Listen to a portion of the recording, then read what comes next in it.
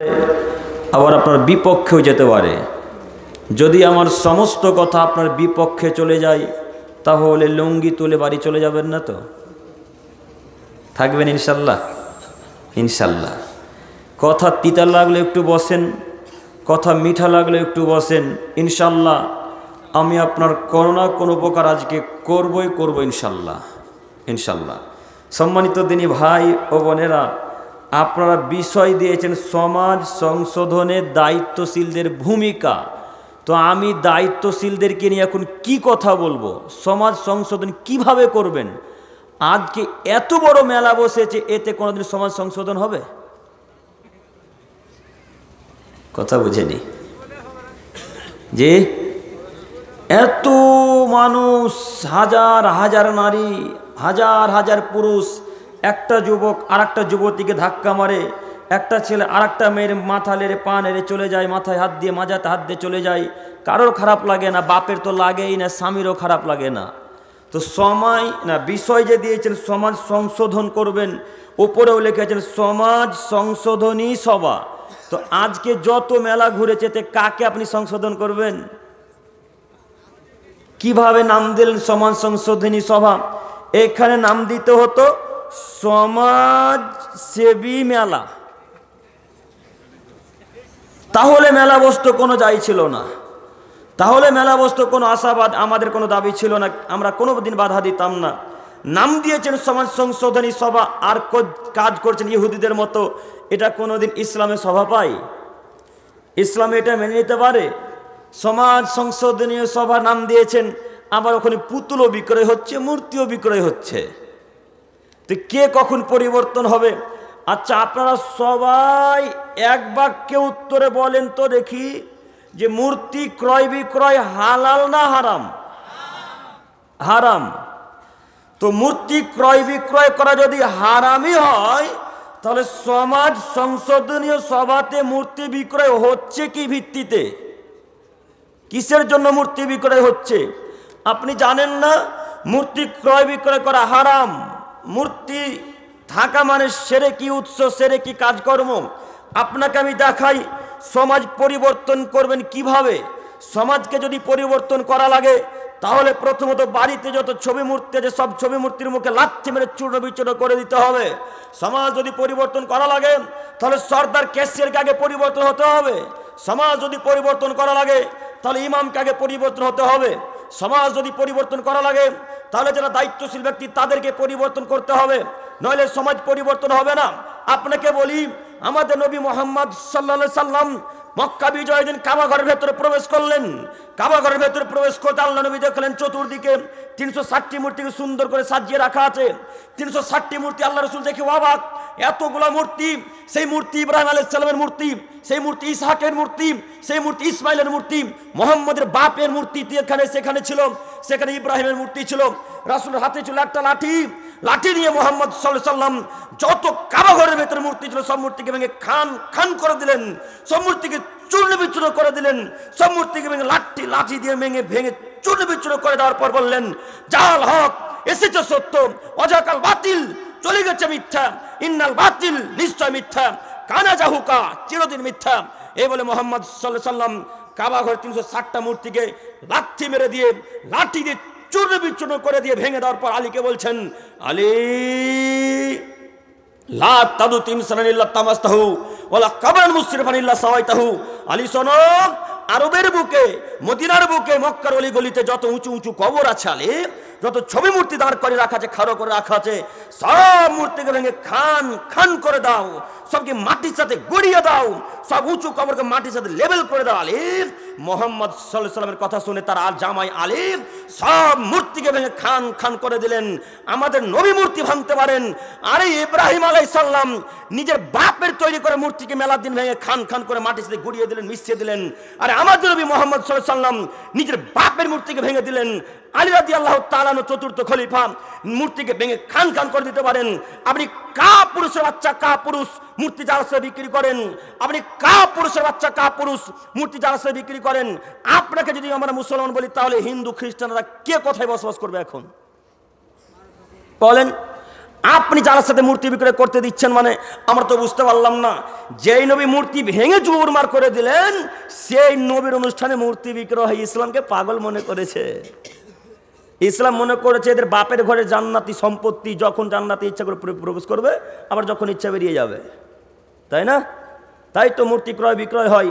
এমন কোন মায়ের বেটা বলে না কেন মূর্তি ক্রয় বিক্রয় হালাল, কোনো বলে না কেন কোনো মায়ের বেটা। কত ফারাক্কাতে মায়ের বেটা মায়ের দুধ পান করে আছেন, বলেন যে জালসাতে বা কোনো মেলাতে মূর্তি ক্রয় বিক্রয় করা যায়, এ শুধু প্রমাণ করে দেন। যদি কোনো মায়ের বেটা প্রমাণ করে দিতে পারে চাকরির সামনে, আর ফারাক্কাতে কোনোদিন বক্তব্য রাখবো না ইনশাল্লাহ, আর কোনোদিন বক্তব্য রাখবো না। কে মূর্তি দেখতে পায় না? হাজার হাজার মূর্তি করে সাজিয়ে রাখা আছে, হাজার হাজার মূর্তি। কোনটা দেখলাম টিয়া পাখি, কোনটা দেখছি খরগোশ, কোনটা ডলফিন মাছ, কোনটা আপনার ওই কাকাতুয়া পাখি, আর কোনটা দেখছি দুর্গা মায়ের মতো সুন্দরী ফটো আছে, নাই ওখানে টাঙিয়ে রাখা। কথা বলে না এ ভাই, আপনার কথা বুঝেন না? ওখানে আছে তো। তো সমাজ সংশোধন কিভাবে করবেন? যারা সমাজ সংশোধনের জন্য আজকে প্রোগ্রাম দিয়েছেন বা মনে করেছেন তারাই যে মেলা বসতে দিয়েছে গো। এখন কিভাবে সমাজ পরিবর্তন হবে? জি কথা বুঝেন না আপনারা? কিভাবে এখন মেলা সমাজ পরিবর্তন হয়? যে স্থানে মেলা হয়, যে স্থানে মূর্তি ক্রয় বিক্রয় হয়, ওখানে আল্লাহর গজব নাজিল হয়, সেখানে আল্লাহর শাস্তি নাজিল হয়। ও মুরব্বী সাহেব, নিজের দাপট দেখিয়ে তো বললেন নিজের বাপের জায়গাতে মেলা বসবে, কোন বাপের ক্ষমতা নেই আমাকে বাধা দেওয়ার। আপনার চাইতে ক্ষমতাশীল ব্যক্তি ছিলেন ফেরাউন, আছে পৃথিবীতে? হ্যাঁ, যে মায়ের বেটা আজকে বলেছে আমার বাড়ির সামনে মেলা বসবে, আমার বাড়ির সামনে পুতুল বিক্রি হবে, আমার বাড়ির সামনে ওই পান বিক্রি হবে, জর্দা পান গুটকা পান বিক্রি হবে, আমি দেখে নেবো, আমার জায়গাতে বসবে, কে বাধা দেবে? জালসার কমিটির লোক। ওই লোককে বলছে, ও মুরব্বী সাহেব, আপনি তো 5 ওয়াক্তের মুসল্লি, আমি জানি, আপনি তো বলেছেন মেলা না বসলে জালসা মানায়, আপনারই বাণী। তো আপনার চাইতে বেশি বদ মানুষ ছিল কারুন, আছে পৃথিবীতে? চলে গেছে হেকাল ছেড়ে। আপনার চাইতে বড় অত্যাচারী ছিলেন নমরুদ, আছে পৃথিবীতে? নেই। আপনি তো বদের দিক দিয়ে নমরুদের ফেরাউনের নখের যোগ্যতা রাখেন না, নখের। তো কিসের ক্ষমতা দেখাচ্ছেন? কেন দাপট দেখাচ্ছেন? আপনি বললেন কেন আমার বাড়ির সামনে আমার জায়গাতে মেলা বসবে, কেউ বাধা দিতে পারবে না? এ বাক্য বললেন কেন? আপনার জায়গা, তার মানে আপনি মেলা বসাবেন মানে কি ভেবেছেন আপনি? আপনি শরীয়ত বুঝেন না? আল্লাহ নবী বলছেন ইন্নাল কওমা ইযা রাআউল মুনকার, যখন কোন সম্প্রদায়ের মাঝে খারাপ কাজকর্ম হয়, ফালাম ইউগাইরুহু, যদি কেউ বাধা না দেয়, আম্মাহুমুল্লাহু বিইকাব, সারা গ্রামের মানুষের উপর আল্লাহর পক্ষ থেকে আযাব নেমে আসবে, সারা গ্রামের মানুষের পক্ষ থেকে। বলেন আপনি এই হাদিসগুলোকে কি করবেন? আজকে যত লোক মেলা বসতে দিয়েছে, এদের যত পাপ হয়েছে, যত লোক আজকে মেলাতে ঘুরেছে, এদের সমান পাপ হয়েছে। আপনি বুঝতে পারেননি, আমিও বুঝাতে পারিনি কথাটা, আবারও বুঝাই। এই ভাইয়ের জায়গাতে মেলা বসেছে, দেখেন এই ভাইয়ের জায়গাতে মেলা বসেছে। তো এই ভাইয়ের মেলাতে আজকে 10টা মানুষ ঘুরতে এসেছিল। কটা মানুষ? 10টা লোক। তো 10টা লোক যত পাপী, এই ভাই জায়গাতে মেলা বসতে দিয়েছে, তার কারণে একাই তত পাপী। দেন এখন মেলা বসতে, আর দিবেন না? দেন না। বাপের তো 10 বিঘা জায়গা আছে, 10 বিঘা মেলা বসতে দিয়ে দেন না। কি পেয়েছেন আপনি? আপনাকে আমি অনুরোধ জানাচ্ছি, নীতি পরিবর্তন করেন। সমাজ যদি সংশোধন করা লাগে, প্রথমত আগে মেয়ালার মুখে লাথি মারতে হবে, মেয়ালার, তারপর অন্য কোনো কাজ। তারপরে সর্দার ক্যাসে সভাপতি, ইমাম, সর্দার, ঈদগুল যাবে। আগে সর্বপ্রথম কাজ কি আমাদের? কথা বলে না। সর্বপ্রথম বাধা দেওয়া কাজ কি আমাদের? মেলা। আগে মেলাকে আটকাবো, তারপর অন্য কোনো কাজ। মাথায় থাকবেন ইনশাল্লাহ। ইনশাল্লাহ। আল্লাহ তুমি এই এলাকার যত দায়িত্বশীল ব্যক্তি আছে তাদেরকে বুঝে তৌফিক দান করো, সকলে বলি আমিন। সম্মানিত মুরব্বী সাহেব, আমি বলতে চাচ্ছিলাম সমাজ সংশোধনের দায়িত্বশীলদের করণীয় বা কর্তব্য। সমাজ সংশোধনের দায়িত্বশীলদের করণীয় হচ্ছে এই মেলাকে আজকে আটকানো উচিত ছিল। যদিও আজকে মেলা আটকাতে পারেননি, হিসাব আল্লাহর সাথে আপনাদের বাকি আছে, সেদিন বোঝা যাবে কত ধানে কত চাল। এক খেলা আমার দিকে চেয়ে থাকেন, যারা মানুষের দায়িত্ব নেবে, যদি দায়িত্ব সঠিকভাবে পালন করতে না পারে, তাহলে আল্লাহ তাআলা তার প্রতি জান্নাতকে হারাম করে দিয়েছেন। কথায় মাথা রাখা ভালো হবে যে আল্লাহ তাআলা যদি কোনো মানুষকে এতটুকু দায়িত্ব চাপিয়ে দেন, বা কোনো সমাজের মানুষ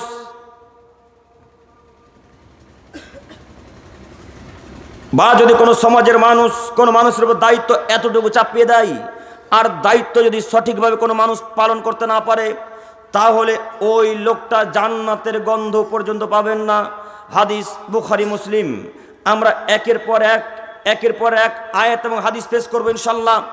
আপনি শুধু আমার দিকে এক খেলে চেয়ে থাকেন। মহান আল্লাহ তাআলা বলেন, অলতাকুম মিনকুম উম্মাতুন ইয়াদউনা ইলাল খায়র। পৃথিবীর মানুষ, তোমরা মনে রেখো, তোমাদের মধ্যে এমন একটা দল থাকা উচিত, তোমাদের মধ্যে এমন একটা সম্প্রদায় থাকা উচিত যারা মানুষকে কল্যাণের দিকে আহ্বান করবে। ইয়ামুরুনা বিল মারুফ, তারা সৎ কাজের আদেশ করবে।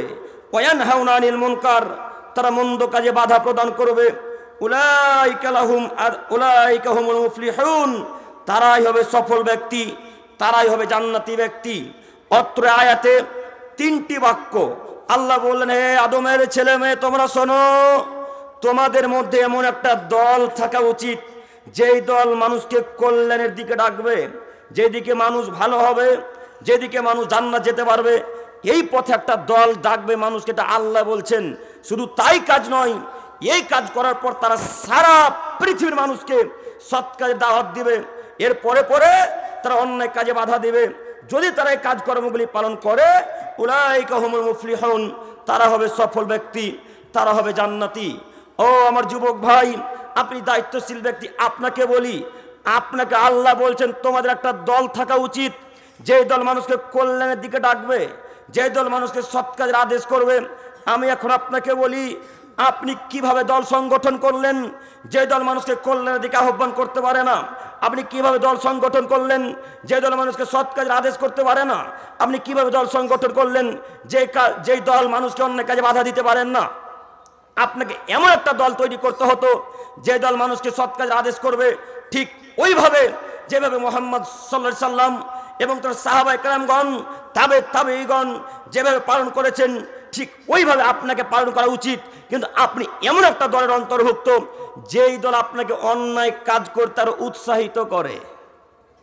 যে আপনি এমন একটা দলের অন্তর্ভুক্ত যে দল আপনাকে খারাপ কাজ করতে আরো উৎসাহিত করে, আপনাকে আরো টাকা দেয়।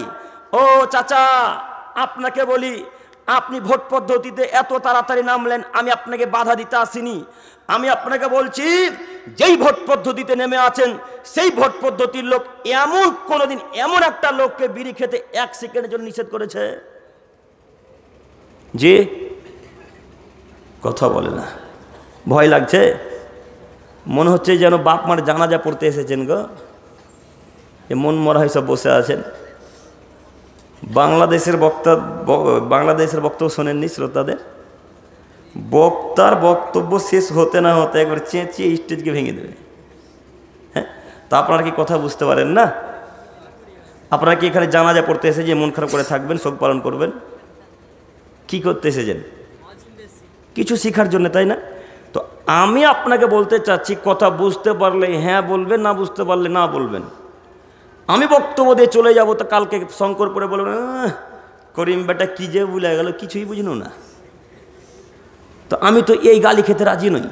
আমি চাই যতক্ষণ আমি থাকবো আপনি আমাকে দিয়ে কিছু বলিয়ে নেন, যেন আপনি কথা বুঝতে পারেন।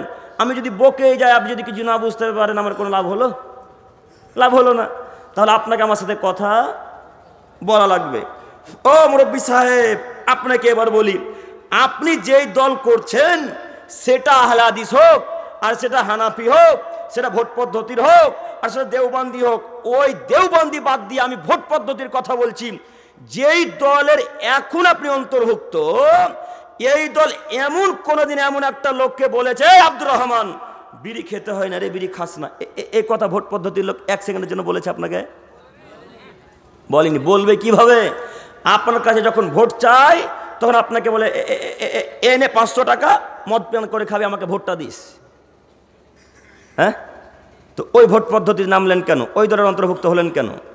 আপনাকে আল্লাহ বলছেন, আল্লাহ গো, আমি নই, আল্লাহ বলছেন, এ আদমের ছেলে মেয়েরা, এমন একটা দলের অন্তর্ভুক্ত হও যেই দল তোমাকে ভালো কাজের আদেশ করবে, যেই দল তোমাকে জান্নাতের পথ দেখাবে, যেই দল তোমাকে নোংরা কাজ হতে বাধা দিবেন, এমন একটা দলের অন্তর্ভুক্ত হতে হবে।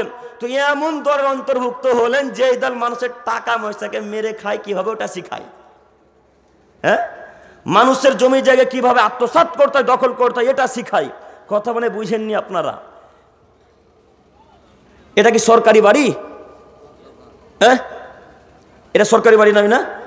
তো আপনারা তো ঝাড়খণ্ডের মানুষ না, আমাদের পশ্চিমবাংলারই মানুষ, তো আপনারা ফারাক্কার মানুষ, টাকা পান তো বাড়ির? পান না? তো বাড়ির টাকা কত পান বলেন তো দেখি? হ্যাঁ, 1 লাখ করে, এত কম? পঞ্চায়েত 1 লাখ করে, কিন্তু আসে কত ভাই? 1,70,000 বা 80 আছে, জানেন না আপনি? 1,60,000 কত আছে স্যার? 1,60,000 আছে। আর আপনার মেম্বার বা যিনি দায়িত্ব নিয়েছেন, টেন্ডারটা নিয়েছেন, সেই লোকটা আপনাকে টাকা কত দিয়েছে? 1,20,000 টাকা। ও মেম্বার সাহেব, বাদ বাকি 40,000 পর বাপের টাকা।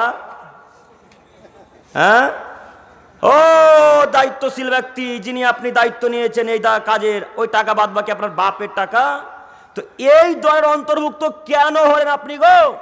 যেই দল মানুষের টাকাকে লুটে পুটে খায়, যেই দল মানুষের টাকাকে আত্মসাৎ করে, যেই দল এতিমের টাকা মারতে চায় না, এরকম দলের অন্তর্ভুক্ত হলেন কেন? আমরা এই দলের মুখে লাথি মেরে দিয়ে বাড়ি থেকে 2 রাকাত সালাত আদায় করে তওবা করবো ইনশাআল্লাহ। এই দলের অন্তর্ভুক্ত হতে চাই না। ওই দলের অন্তর্ভুক্ত হতে, যে দল হারাম কাজ থেকে বিরত থাকাবে, শিখাবে, যে দল জান্নাতের পথ দেখাবে, যে দল মানুষকে সৎ কাজের আদেশ করবে, এমন একটা দলের অন্তর্ভুক্ত হতে হবে। আপনি যেই দল করছেন, এটা তো মোহাম্মদের দল নয়, এটা খ্রিস্টান আব্রাহাম লিঙ্কনের দল। কার দল? যেই দল আপনি করছেন, এই দল খ্রিস্টান আব্রাহাম লিঙ্কনের দল। এই শঙ্করপুর গ্রামবাসীকে অনুরোধ করে বলতে চাচ্ছি, সকলে এক বাক্যে উত্তরে বলেন, খ্রিস্টান আব্রাহাম লিঙ্কন এখন জান্নাত যাবে না জাহান্নামে যাবে? জাহান্নামে যাবে। মুহাম্মদ সাল্লাল্লাহু আলাইহি সাল্লামের বাণীর বিবরণ দ্বারা বোঝা যায়, তিনি বলেন, মান তাসাব্বা বিকওমিন ফাহুয়া মিনহুম। হে আদমের ছেলে মেয়ে শোনো, তোমরা যদি আমার রীতিনীতিকে বাদ দিয়ে, তোমরা যদি মুহাম্মদ সাল্লাল্লাহু আলাইহি সাল্লামের রীতিনীতি বাদ দিয়ে যদি তোমরা ইহুদি খ্রিস্টানদের রীতিনীতি গ্রহণ করো, তোমরা যদি হিন্দুদের রীতিনীতি গ্রহণ করো, তোমরা যদি কোনো জাতিকে মেনে নাও, তাহলে ওই জাতি যাবে যেখানে, তোমরাও যাবে সেখানে। এবার আপনি বলেন, ভোট পদ্ধতি মুহাম্মদের নীতি না খ্রিস্টান আব্রাহাম লিঙ্কনের নীতি? যে খ্রিস্টান আব্রাহাম লিঙ্কনের নীতি। যদি খ্রিস্টান জান্নাত যায়, তো যত লোক ভোট পদ্ধতিতে নেমেছে এরাও জান্নাতে যাবে। আর যদি খ্রিস্টান আব্রাহাম লিঙ্কন জাহান্নামে যায়, তো যত লোক তাকে অনুসরণ করে, তার পদ্ধতিতে চলে, এরা এখন কোথায় যাবে? চাচা কথা বুঝে আসছে? এরা এখন কোথায় যাবে? জাহান্নামে যাবে। আপনি তো ভোট পদ্ধতি এমন করে করেন যেন মনে হচ্ছে আপনি প্রধানমন্ত্রী গো, আপনার উপর আর কেউ বড় নেই। যাই হোক, আমি আপনাকে অনুরোধ করে বলতে চাচ্ছি, এমন একটা দলের অন্তর্ভুক্ত হন যে দল সৎ কাজের আদেশ করবে। আমরা বলতে চাইছি, যেখানে মোড়ে মোড়ে ছেলেরা নেশাদার দ্রব্য খাই পান করে, এই সমস্ত জায়গাতে সরকার ক্যাশিয়ার বাধা দিবেন, এই সমস্ত জায়গাতে সভাপতি ক্যাশিয়ার বাধা দিবেন। শুধু সরকার সভাপতি ক্যাশিয়ার এমএলএ সাহেব বাধা দেবে, এই কথা কিভাবে বুঝলেন? গ্রামের যত মানুষ আছে, যত যুবক এবং মুরব্বীরা আছে, সবাই ওই গ্রামে বাধা দিতে যাবে। এটাই শরীয়ত, এটাই বিধান। আপনি যদি বাধা না দেন, আপনাদের শঙ্করপুরের সবার উপর বিপদ চেপে আসবেন। তখন শঙ্করপুরের সবাই আল্লাহর কাছে ভিক্ষা চাইবেন, আল্লাহ তাদের ভিক্ষা কবুল করবেন না, আল্লাহ তাদের দোয়া কবুল করবেন না। অতএব যেখানে যত অন্যায় অবিচার হচ্ছে, সমস্ত সর্দারকে অনুরোধ করে বলি, আপনার গ্রামে যদি হয়, আল্লাহ আপনাকে জিজ্ঞাসা করবে, ও ক্যাশিয়ার সাহেব, আপনার টাকার বিষয় যদি কোনো এদিক ওদিক 19-20 হয়, আল্লাহ আপনাকে জিজ্ঞাসা করবে। বাপকে তার ছেলে মেয়ে সম্পর্কে জিজ্ঞাসা করবে, স্বামীকে তার স্ত্রী সম্পর্কে জিজ্ঞাসা করবে, মাকে তার ছেলে মেয়ে সম্পর্কে জিজ্ঞাসা করবেন। প্রত্যেকটা ব্যক্তিকে আল্লাহ তাআলা কিয়ামতের মাঠে জিজ্ঞাসা করবেন। এখানে জরুরি আরো একটি কথা, আল্লাহ যখন বলবে, ও আব্দুর রহমান সাহেব, আপনি এই দলের অন্তর্ভুক্ত ছিলেন, এই দল কি একদিনও জান্নাতের পথের কথা বলেছিল? তখন আপনি বলবেন, লা, আল্লাহ বলেনি, জানতাম না। তখন আল্লাহ আরবিতে বলবেন, কাযাবতা, আপনি মিথ্যা কথা বলছেন। কেন? আব্দুল করিম বিন আমিনুল ইসলাম বা অন্যান্য উলামায়ে কেরামগণ বলেনি যে এই ভোট পদ্ধতিতে নামা জায়েজ নয়, এই ভোট পদ্ধতিতে নামা যাবে না। যখন আল্লাহ এই কথা আপনাকে বলবে, তখন আপনি বলবেন আরবিতে, নাম নাম নাম, হ্যাঁ আল্লাহ জানতাম, আল্লাহ শুনেছি, আল্লাহ বুঝেছি, কিন্তু তাদের কথাকে আমরা মিথ্যা মনে করেছিলাম। তখন আল্লাহ তাআলা বলবেন, আচ্ছা ঠিক আছে, যত দল বলাচ্ছেন সবাই এখন জাহান্নামে যান। তখন কি করবেন? তখন কি হবে? দায়িত্ব তো এমনি সহজেই চালা যায়, কিন্তু ন্যায়ভাবে দায়িত্ব চালা যায় না। সঠিকভাবে দায়িত্ব চালা অতীব জটিল ও কঠিন। অতএব আপনাকে বলছি, দলের অন্তর্ভুক্ত হতে হলে এমন একটা দলের অন্তর্ভুক্ত হন যে দল সৎ কাজের আদেশ করবে। সম্মানিত মুরব্বী সাহেব, আপনাকে এখানে আমি বলি, ওই দল আপনাকে বাধা দিতে শিখাবে যতক্ষণ পর্যন্ত আপনি আলেম ওলামায়ে কেরামগণের সঙ্গে থাকবেন। কেন? আলেম ওলামায়ে কেরামগণ নেশাদার দ্রব্য খায়ও পান করে না, আলেম ওলামায়ে কেরামগণ ভোট পদ্ধতিতে নামেও না, আলেম ওলামায়ে কেরামগণ গুল বিড়ি জর্দা এগুলো খাই পান করেও না। তাই আপনাকে ওই কাজে বাধা, ওই কাজে যেতে আদেশও করবে না, তাই না? করবে? আসলে ইমাম সাহেবেরা খাই না? আসলে ওলামায়ে কেরামগণ গুল মাজে না? হাজারে একটা বাদ হবে। তাহলে আমার কথা যে ভুল হয়ে গেল। আমি এক্ষুনি বললাম যে আলেম ওলামায়ে কেরামগণের যদি সহবতে থাকেন, তার পাশে থাকেন, তাহলে আপনাদেরকে বিড়ি গুল গুটকা ছাড়তে বলবে। তো এমন আলেমের সাথে আছেন যে জর্দা পান খেয়ে খেয়ে খেয়ে দাঁতগুলোকে লাল করে দিয়েছে। তো এখন কোনোদিন এক সেকেন্ডের জন্য বলবেন যে জর্দা পান খেতে হয় না? বলবে গো? বলবে না তো। আমরা দাঁত দেখে বলে দিতে পারি কে গুটকা খোর কে জর্দা খোর। যদিও এক এক জায়গার পানি খারাপ, তো পানি খারাপের জন্য বলা যায় না, কিন্তু বেশিরভাগ বোঝা যায় না? তো আপনাকে এমন একটা আলেমের সঙ্গ নিকটে থাকা লাগবে, তাদের সহবতে থাকতে হবে, যারা হারাম কাজ করবেন মুখে লাথি মেরে দিয়ে একেবারে সই আকীদাকে গ্রহণ করেছে, তাদের পদ্ধতি তাদের নীতিতে থাকতে হবে। পারবো না থাকতে? ইনশাল্লাহ পারবো তো, ইনশাল্লাহ। সম্মানিত যুবক ভাই, আপনাকে অনুরোধ করে বলি, দল সংগঠন করতে হবে এ কথা আমি বলছি না। আমি বলতে চাচ্ছি এমন লোকের সঙ্গে থাকেন যে লোক আপনাকে জান্নাতের পথ দেখাবে, এমন লোকের সাথে থাকিয়ে না যে লোক আপনাকে জাহান্নামের পথ দেখাবে। শুনুন, আপনাকে বলছি ভোট পদ্ধতির কথাতে আবারও ফিরে গেলাম। ওই যে মাঝে মাঝে রাস্তাতে মোড়ে মোড়ে দেখা যায় হাজারো যুবক ছেলে, 18 থেকে 25 বছরের ছেলেরা বা 30 বছরের ছেলেরা রাস্তাতে ওপেন দাঁড়িয়ে মোড়ে মোড়ে মদ পান করে। একদিন আপনাদের সভাপতি বা ক্যাশিয়ার যারা ওই ভোট পদ্ধতিতে আছে তারা বাধা দিয়েছে? একদিন এমএলএ এসে বলেছে, এই বেটা এখানে মদ পান করছিস, দাঁত ভেঙে দেবো একেবারে, এই কথা একদিনও বলেছে? আপনাদের মেম্বার একদিন বলেছে? বলেনি। কেন? আজকে যদি মেম্বারে যুবকদেরকে বাধা দিয়ে দেয়, সামনে বছর 2026-এর ইলেকশন আর ভোট দিবে না। তো আমরা তো ভোটের জন্য আসি না, আমরা এসেছি যতক্ষণ চেয়ারের উপরে থাকবো ইনশাল্লাহ কোরআন হাদিস থেকে কথা চলবে। একটা বাক্য এদিক ওদিক হলে সঙ্গে সঙ্গে ধরিয়ে দেবেন, সঙ্গে সঙ্গে শুধরাতে আমি প্রস্তুতি গ্রহণ করে এসেছি, সঙ্গে সঙ্গে পরিবর্তন হয়ে যাবে ইনশাল্লাহ।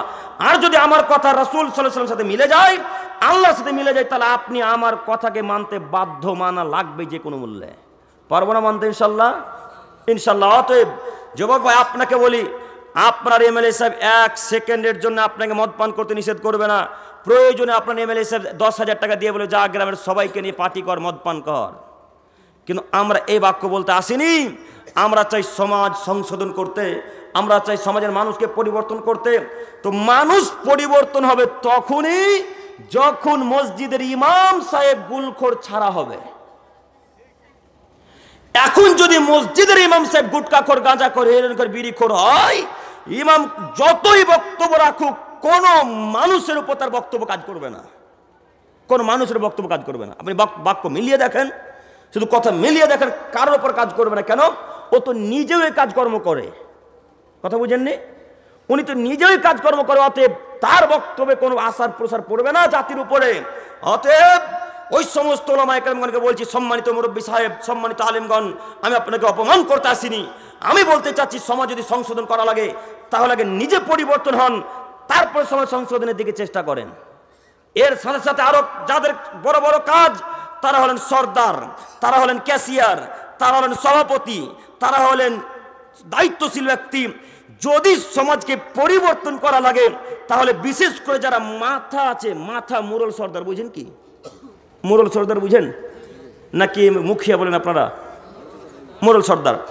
যদি সমাজকে পরিবর্তন করা লাগে, তাহলে এই যে যারা দায়িত্বশীল, যারা মাথা, তাদেরকে আগে পরিবর্তন হতে হবে। তো দায়িত্বশীলদেরকে কিভাবে পরিবর্তন করবেন?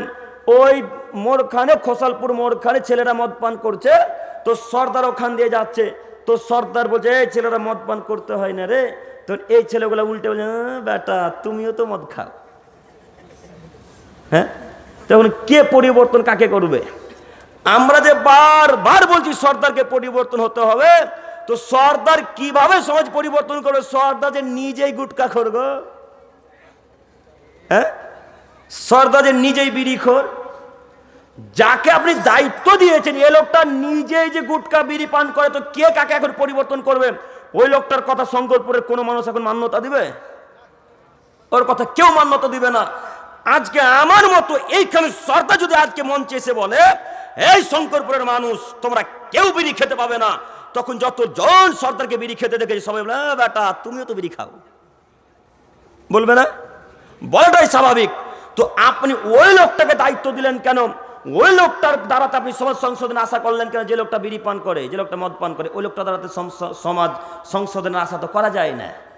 এমন লোককে দিয়ে সমাজ সংশোধন করতে হবে, এমন দায়িত্বশীলকে দিতে হবে যে লোকটা বিড়ির মুখে লাথি মেরে দিয়েছে, যে লোকটা গাঁজার মুখে লাথি মেরেছে, যে লোকটা সালাত আদায় করে, যে লোকটা প্যান্ট টাকার উপরে পড়তে শিখেছে, এমন লোককে দায়িত্ব দিতে হবে। তাহলে সমাজ পরিবর্তন হবে, তার আগে সমাজ পরিবর্তন হবে না। সমাজ সংশোধন যদি করা লাগে তাহলে প্রথমত দায়িত্বশীলদেরকে পরিবর্তন করেন, তাহলে ইনশাল্লাহ সমাজ অটোমেটিক একা একা আস্তে আস্তে পরিবর্তন চলে আসবে। পারবেন ইনশাল্লাহ? সম্মানিত মুরব্বী সাহেব, বিশেষ করে যারা দায়িত্বশীল তাদেরকে অনুরোধ করে বলি, আপনি আমার কথাকে খারাপ নিয়ে না, আমি আপনার দিনী ভাই, আমি আপনার ছেলের মতো, আমি আপনার নাতি পোতার বয়সের ছেলে, অতএব আপনি আমার কথাকে খারাপ নিয়ে না। আমি আপনাকে কয়েকটি বাক্য এখানে বলতে চাচ্ছি। আজকে এই মঞ্চে হয় তওবা করেন, আর যদি তওবা করতে না পারেন তো এইখানে মাইকের সামনে এসে বলেন আমি সর্দারের দায়িত্ব থেকে বিরত থাকলাম, আমি সভাপতির দায়িত্ব থেকে রিজাইন দিলাম, আমি ক্যাশের দায়িত্ব ছেড়ে দিলাম। কেন? আমার দ্বারাই সমাজ সংশোধন হবে না, আমি তো নিজেই জর্দা পান খাই, আমি সমাজকে পরিবর্তন করতে পারবো না। এই বাক্য সর্দার ক্যাশের যদি বলতে পারে তাহলে সমাজ পরিবর্তন হবে, তার আগে সমাজ পরিবর্তন হবে না। তো আমি এইখানে আরও একটি কথা আপনাদেরকে বলি, যে এতগুলা লোক এইখানে আছে, এরা কি সবাই জর্দাখোর আর গুটখাখোর? সবাই তো নয়, হয়তো হাজারে একটা আছে। সবাই যে আপনারা পান করেন এটাও আমি বলতে পারি না, কারণ আপনি আমার দিনী ভাই। আপনাকে বলি, তো এত লোকের মাঝে একটাও কি ভালো মানুষ নাই এখানে বসে? তো ওই লোকটাকে ক্যাশের দায়িত্ব দেওয়া যেত না? ওই লোকটাকে সর্দার বানা যেত না? ওই লোকটাকে সভাপতি করা যায় না? করা যেত। তো গ্রামের মানুষও যে খুব চালাক গো, গ্রামের মানুষ বলছে এই লোকটাকে দায়িত্ব দিবি, এর তো টাকা নাই, একে কি করতে দায়িত্ব দিবি? যার টাকা আছে তাকে দায়িত্ব দে। কেন? সময়ে অসময়ে সুবিধা পাওয়া যাবে। কেমন সুবিধা? আজকে আপনাদের মসজিদের 2 তলা ঢালাই হবে, তো যে লোকটাকে এখন দায়িত্ব দিয়েছেন এর অনেক টাকা, অগাধ টাকা। তো যখন 2 তলা ঢালাই হচ্ছে তখন 50,000 টাকা কমে গেছে। তো এখন টাকা নাই, টাকা নাই, টাকা নাই। হঠাৎ একটা বৃদ্ধ লোক বলছে ওই রে সর্দারে যে টাকা আছে, যা ওর কাছে চা দিয়ে দেবে। চাইতে গেছেন, ঠিকই দিয়ে দিয়েছে 50,000 টাকা।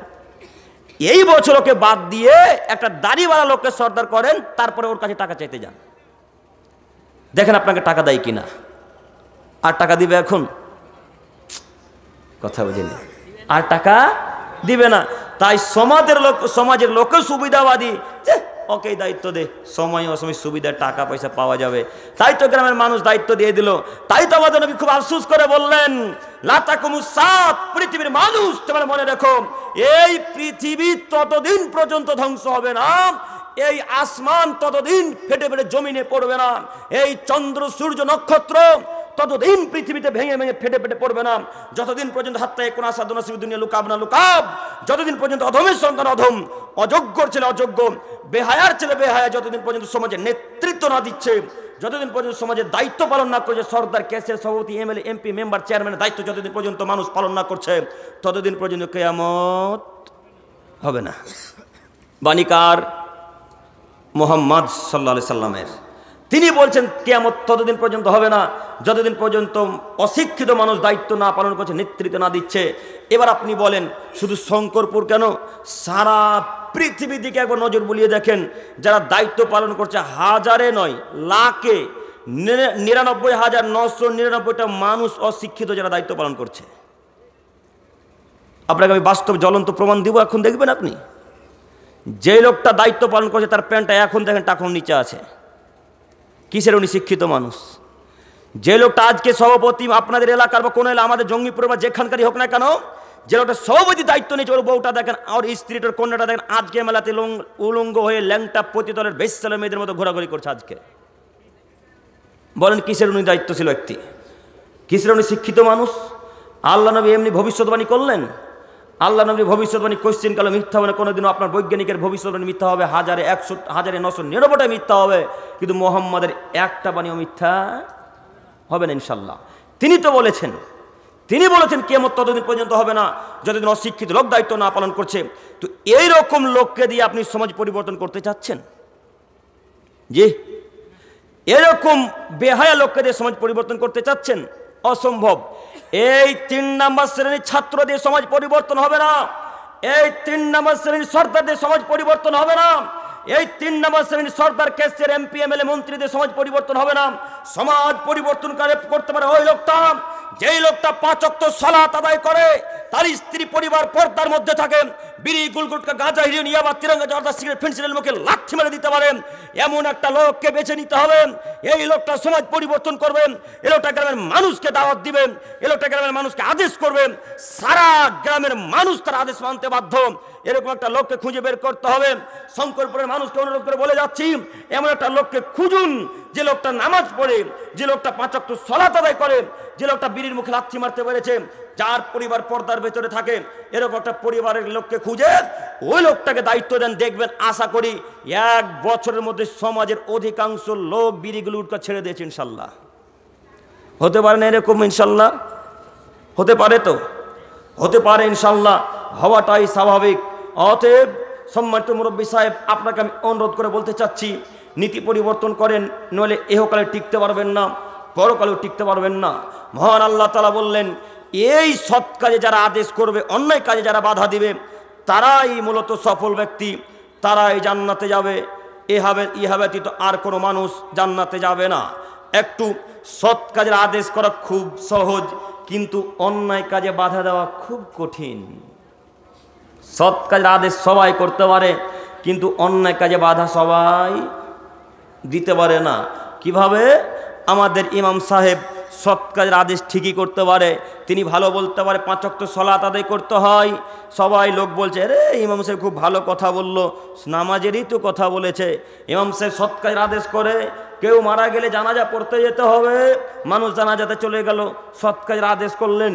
ইমাম সাহেব বললেন ওই ছেলেটাও অসুস্থ আছে, ছেলেটার জন্য সকলে দোয়া করবেন যেন আল্লাহ তাকে দ্রুত সুস্থতা দান করে।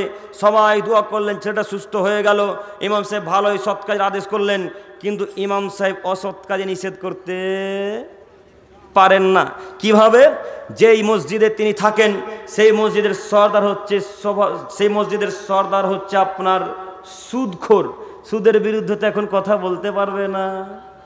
যেই মসজিদে তিনি নেতৃত্ব দেন সেই মসজিদের ক্যাশিয়ার হচ্ছে বিড়িখোর, এখন যদি বিড়ির বিরুদ্ধে বক্তব্য রাখে ক্যাশিয়ার সকালবেলা বলে বেডিং গুটিয়ে বাড়ি চলে যাও।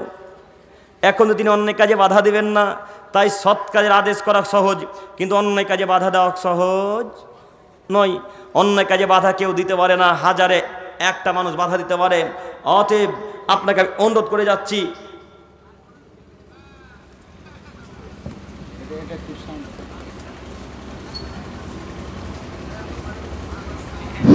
আসসালামু আলাইকুম। যাই হোক, বক্তাকে থামিয়ে কিছু বলা যাবে না। কমিটি যারা আছেন তারা হাতে চুরি পড়ে আছেন নাকি? রাগ করে না কথাতে। চাওয়ালাকে আমি 1000 বার বারণ করেছি, স্টেজে ঢুকতে ওকে 1000 বার বারণ করা হয়েছে, তারপরও স্টেজে ঢুকেছে। এই ভিক্ষুক ভাই, আমি খারাপ মনে করবে না যে দান করছে তো আবার খারাপ কেন? পরিবেশ নষ্ট করছে। চাওয়ালার ভিক্ষুক, এদের পেট ভরবে না। আল্লাহ আমাদের হেদায়েত করো। যারা দায়িত্ব পালন করছেন একটু জরুরি ভাবে সমাজ পরিবেশনটাকে সুন্দর করেন। গুরুত্বপূর্ণ আলোচনা চলছে, এখানে ভিক্ষুক ভিক্ষা করছে, চাওয়ালা করছে, কি করা হবে ভাই এখানে করা? একটু চেষ্টা করেন, যারা কমিটি আছেন চাওয়ালা এবং ভিক্ষুককে বাইরে করেন, অনেক ব্যবস্থা আছে।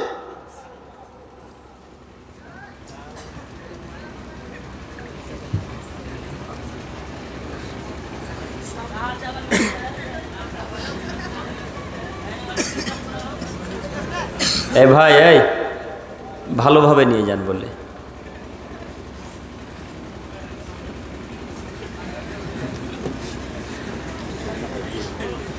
সম্মানিত উপস্থিতি, আমি বলছিলাম সৎ কাজের আদেশ করা সহজ, কিন্তু অন্যায় কাজে বাধা দেওয়া খুব কঠিন।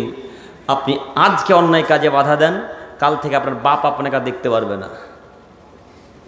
আজকে আপনি অন্যায় কাজে বাধা দেন, কাল থেকে মসজিদে যারা সর্দার সভাপতি আর আপনাকে কেউ দুই চোখ করে দেখতে পারবে না। আপনাকে যেন মনে হবে আপনার মতো বড় শত্রু শঙ্করপুর আর কেউ নেই। অন্যায় কাজে যখনই বাধা দেবেন জাতির কাছে খারাপ হয়ে যাবেন।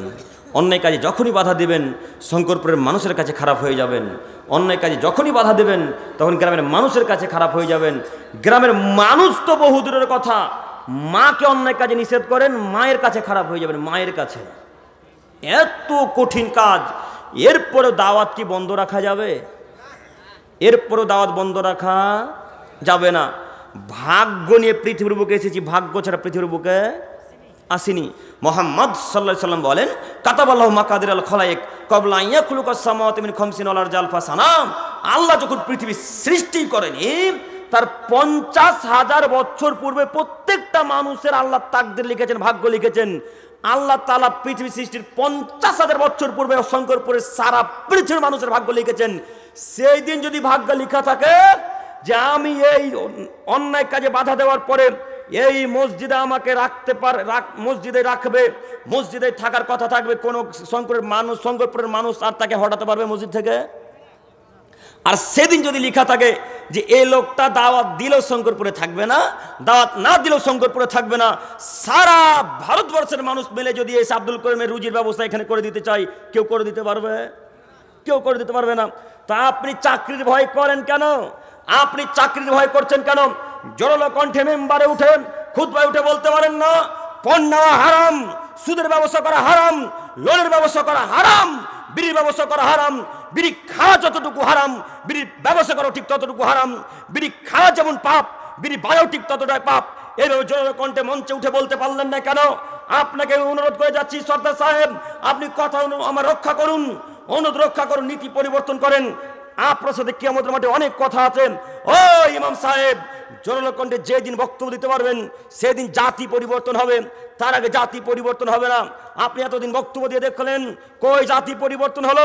আজকে আমাদের বক্তব্য নিচে একটু সার্চ করে দেখেন, হাজার হাজার মানুষ আমাদের বক্তব্য শোনার পর স্টেজের সামনেই ওখানে বসে বিড়িকে ভেঙে চূর্ণ বিচূর্ণ করে দিয়েছে।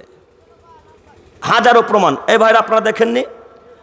ওই ভিডিও একটা আছে, ওই রামপুরহাটের একটা ভিডিও আছে, দেখেননি? 60 বছরের একটা চাচা, দাদুর বয়সের মানুষ স্টেজের সামনে ওই বিড়ির মুঠাটাকে ভেঙে চূর্ণ বিচূর্ণ করে দিলেন। ভিডিও আকারে আমাদের কাছে এখনো ডাউনলোড করা আছে। কই আপনি এভাবে বক্তব্য দিয়ে কি পরিবর্তন করলেন? আপনাকে আমি অনুরোধ করে যাচ্ছি, ভাগ্যকে বিশ্বাস করেন। তাকদীর নিয়ে পৃথিবীর বুকে এসেছেন, ভাগ্য ছাড়া কেউ পৃথিবীর বুকে আসেনি। অতএব জোরালো কণ্ঠে যতই বক্তব্য রাখেন না কেন, যদি রিজিক শঙ্করপুরে থাকে কোনো মায়ের বেটা রিজিক হটাতে পারবে না। এই রীতিনীতিতে আমি আব্দুল করিম আমিনুল ইসলাম চলাচল করি।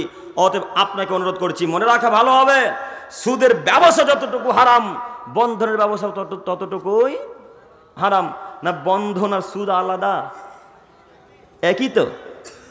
এই ভাইয়ের নাম আব্দুর রহমান, তো এর আর একটা উপাধি নাম আছে আব্দুল খালেক বা ইত্যাদি কোনো কিছু আছে।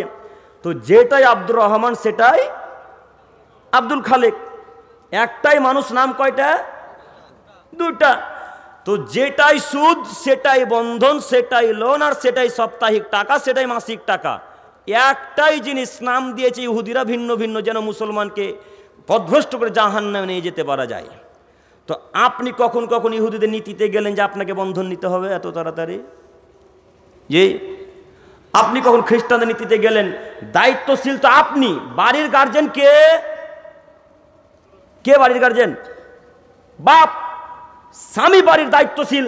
তো দায়িত্বশীল থাকার পর স্ত্রী বন্ধন বানার কাছে কেন? মহিলা বন্ধন বানার কাছে কেন? এই শঙ্করপুরে পুরুষ মানুষ কি সব কবরে ঢুকেছে যে মহিলারা বন্ধন বানার কাছে? হ্যাঁ, মহিলা কেন বন্ধন বানার কাছে? বন্ধন যে আপনি নিলেন তো সুদের মতো জঘন্য পাপ তো আপনি করলেন। তো পাপ আপনি করার পর স্ত্রীকে বন্ধন দিতে পাঠালেন কেন? এই এলাকার মানুষ মহিলারা বন্ধন দিতে যায় না? না এলাকায় বন্ধন চলে না? চলে তো। এই কাপুরুষকে বলে যাচ্ছি, ও সম্মানিত দায়িত্বশীল ব্যক্তি, বাড়ির গার্জেন, স্বামী মানুষ, আপনাকে বলি, মুহাম্মদ সাল্লাল্লাহু আলাইহি সাল্লাম বলেন, আলা, সতর্ক, সাবধান।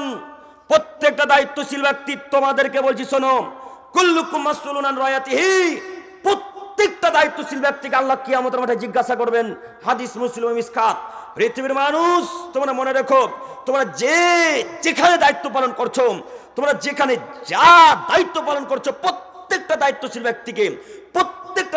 ব্যক্তিকে আল্লাহ তাআলা জিজ্ঞাসা করবেন। সেই দিন আল্লাহ যদি জিজ্ঞাসা করে, ও আব্দুর রহমান সাহেব, আপনার মেয়ে বন্ধনওয়ালার কাছে গিয়েছিল, আপনি কি করছিলেন? এই কথার উত্তর কেমনে দিবেন আল্লাহকে? কিভাবে দিবেন? বন্ধন নিলেন আপনি স্ত্রী কোনো বন্ধনওয়ালার কাছে, পাপ তো করলেন আপনি, পাপ আপনি পরিপূর্ণ করে মিটান, স্ত্রী কেন? আপনাকে বলিনি বন্ধন নিলে দুইটা পাপ হয়। এক, বন্ধন নিয়ে সুদের মতো পাপ করেছেন। দুই, বন্ধনওয়ালার কাছে স্ত্রীকে পাঠিয়ে আর একটা পাপ করেছেন।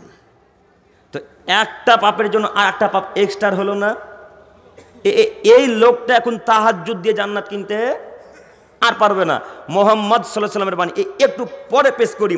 এখানে আর দু একটি কথা, সেটা হচ্ছে এই, আপনার স্ত্রী যখন বাড়িতে আপনার সামনে থাকে, তখন ওই ধান ভাপা কাপড় পরে আপনার সামনে থাকে। ধান ভাপা কাপড় বুঝেন? ধান সেদ্ধ করেন না আপনারা চাষি মানুষ নন? ধান সেদ্ধ করা কাপড় পরে আপনার সামনে থাকে, বা যে কাপড়টা পরে পাট ছড়ায়, বা যে কাপড়টা সদা সর্বদাই পরে থাকে, সেটা পরে আপনার সামনে থাকে। আর যখন বন্ধনওয়ালার কাছে যায়, তখন কত সুন্দর সাজগুজ করে আতর